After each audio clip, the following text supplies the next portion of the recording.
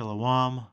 Shalom, all praises to Yahweh B'Shem Yahushai, double honors to the apostles and the elders of Great Millstone. Shalom to the elect, Bahashem Rachakwadash. My name is Jacob from Plaintables Camp. This is the apostles video. This is from REB2, I think it is. Let's see. RFB2 YouTube page. Trump wasn't simply blackmailed. He's owned, and here's the proof. Yeah, he was rolled out. He was rolled out from his conception. How do you think he got so big in real estate? Like, come on, seriously? We know who run that, right? So, let's listen in. I'm going to title this video, another rabbi calls America Esau, or the Edomites, land of the Edomites. So here it is. I'm just going to play this clip. Yeah, that's true, but so is the land of Israel right now. That's the land of the Edomites. All right? So both of them are going to receive judgment. And that's it. I'm not going to go any further. So listen up carefully. Jewish Messiah was chosen to be of service to the Jewish people and the Jewish Messiah. President Trump's right ear was grazed in a symbolic gesture of Exodus 21:6, where the Torah states that a servant who wants to remain with his master needs to have attempted assassination. Remember, he got pierced in the ear, so they're saying it was set up that way so he can get pierced to show servitude to the small hats. His right ear. Y'all hear that? That was a ritual, that alleged assassination. That was a ritual. So you normally get drugged up psychopaths to carry out certain things, and the rifle probably wasn't even loaded, or it may have been loaded with some kind of pellet thing, or might have had a blood pack, you know, the WWF, WWE stuff, WCW, ECW, and that was an initiation. That makes sense. I didn't hear that before, but the apostle just laid some possible information there. Possible truth information there. Let's go back a little bit. All right. The Torah states that a servant who wants to remain with his master needs to have attempted assassination. Remember, he got pierced in the ear, so they're saying it was set up that way so he can get pierced to show servitude to the small hats. His right ear pierced. His right ear pierced. Trump was designated as God's servant and anointed one, just like Cyrus the Great almost 2,400 years ago. We have clarified in several videos that the absolute deadline for the redemption is by the end of the Jewish year 5787, which corresponds to October 2nd, 2027. Thus, the redemption will surely occur during Donald Trump's tenure. And I have good reason to believe Donald Trump was chosen to be the one to redeem the sins of Esau through offering his assistance in rebuilding the holy Temple on the Temple Mount, and establishing the Jewish kingdom over all of mankind in Jerusalem. Perhaps it is no accident that the numeric value of Donald Trump in Hebrew is the same as Messiah, son of David, Mashiach ben David, 424. However, Donald Trump is mistaken if he thinks he was chosen to make America great again. You got to be careful with that numerology. Sometimes they purposely misspell things and add words to it to make it mean to equal up to the number. Okay, so even this is a devil that's talking too, so you got to be careful. Always, season with a pound of salt when he speaks. So if you want to look up his name, make sure it's spelled exactly how it's actually spelled without adding anything or taking away to get the exact numerical value of Donald Trump's name, if you want to look into it. Make America great again. Okay. Ben David, 424. However, Donald Trump is mistaken if he thinks he was chosen to make America great again. But America will never become a great country on its own, because Esau's days are numbered. All our elite institutions... Because Esau's days is numbered. So they say that America equals Esau, Edom. Let me bring this back. Let me play this again. I'm sorry, went too far back. Great almost 2,400 years ago. We have clarified in several videos that the absolute deadline for the redemption is by the end of the Jewish year 5787, which corresponds to October 2nd, 2027. Thus, the redemption will surely occur during Donald Trump's tenure. And I have good reason to believe Donald Trump was chosen to be the one to redeem the sins of Esau through offering his... The sins of Esau assistance in rebuilding the Holy Temple on the Temple Mount and establishing the Jewish kingdom over all of mankind in Jerusalem. Perhaps it is no accident that the numeric value of Donald Trump in Hebrew is the same as Messiah, son of David, Mashiach ben David, 424. However, Donald Trump is mistaken if he thinks he was chosen to make America great again. But America will never become a great country on its own because Esau's days are numbered. America's days are numbered. This is the second rabbi that said this. I did a video on this, I don't know, 8 months ago, where there's a different rabbi or whatever title this individual has. They go into prophecy, so they believe that this guy is like Trump is the next Cyrus when you go into the history to build a temple. And they're looking to build a physical temple, which the temple is being built right before their eyes. Ezekiel chapter 37, we are that temple. 1 Corinthians 3, I believe that's 19 verse, somebody put it up there. I'm not going to go to it. Ye are the Most High's building. So the temple, each and every one of us represent a brick. So they're looking to build a physical temple. Most High is building a spiritual temple by the true Israelites, starting with the elect. Anyway, that's all I'm going to say. Shalom, on to the next. Now, I just wanted to share this precept with you. Here it says, now you got the Christians, Edomite Christians in America saying that they're going to bring in the apocalypse and everything, and they believe they're on the right side. That's a really arrogant, demonic thing to say.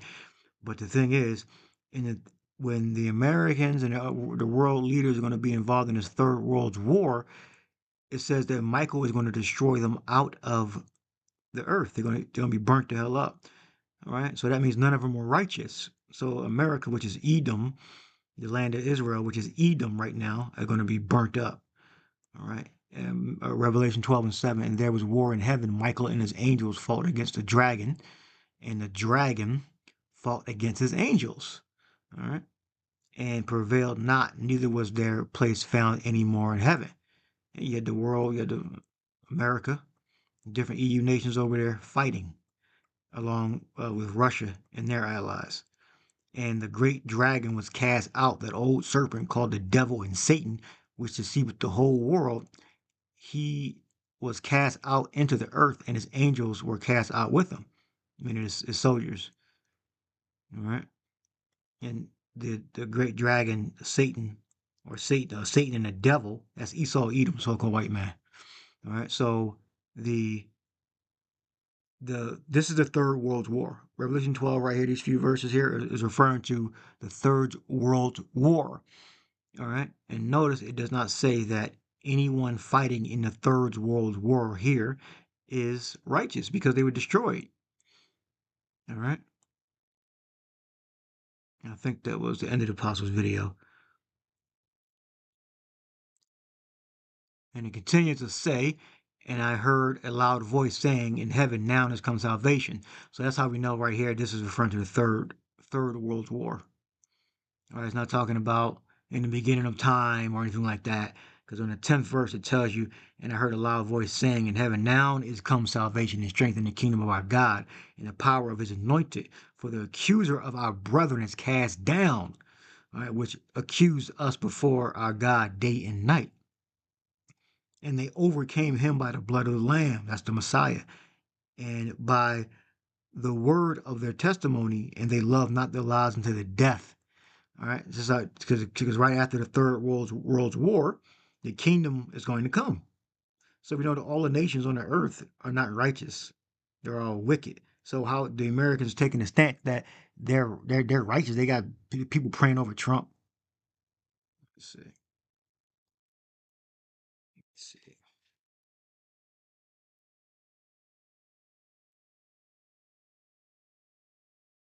Prayer for Trump.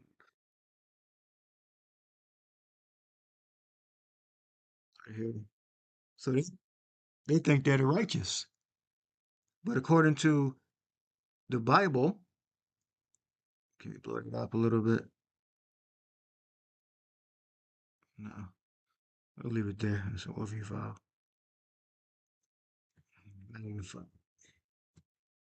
Praying over Trump.